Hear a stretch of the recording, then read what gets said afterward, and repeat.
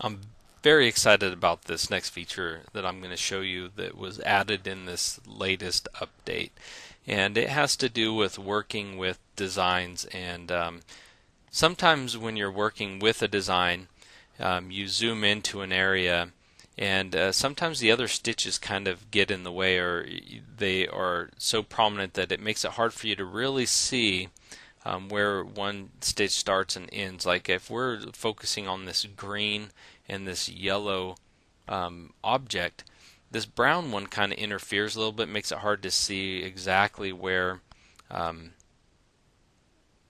exactly defining, where one ends and one starts. And so what we can do is, you've always had the ability to come in and turn off a color by clicking on this eyeball located in your sequence view. If you turn it off, it hides an object, so you could come in here and turn off everything other than the green and yellow if you wanted to focus on those areas. And but the other problem is with that is now you don't see where those other objects are, and sometimes you need to see them. You just don't want them to be prominent. You don't want them to show up as much. And so what we did is we added the ability to fade those objects. So they still show up, it's just they become less prominent, and that allows you to focus on the areas that you want to, especially if you're trying to adjust specific stitches here. So once you have some objects, turned off, you're hiding them, you can right mouse click inside of your sequence view, and once you're there you want to hit fade hidden. So all of the objects that are hidden will now become faded instead of completely out of sight.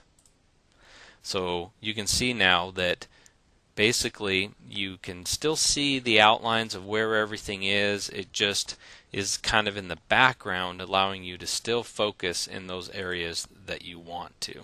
So it's just a really neat feature, and if you right mouse click again inside of the sequence view, you can click that fade hidden again and it will take them off, so you can have it faded or not, and it's all done from within your sequence view. It's just a nice added feature. Those of you who edit designs a lot and you have a difficult time finding specific items, and not only that, but selecting them, because anything that's hidden, you can't select it. And so when you're really trying to focus on one area, it's a lot of times really good to hide those so that they don't become selectable, so you can really just focus on the areas that you want to focus. So it's a really nice feature, just kind of makes it to where you can hide objects, fade them, instead of having them completely go away, because a lot of times you need to see where those other items are. You just want them in the background more. So it's a really neat feature. Hope you love it.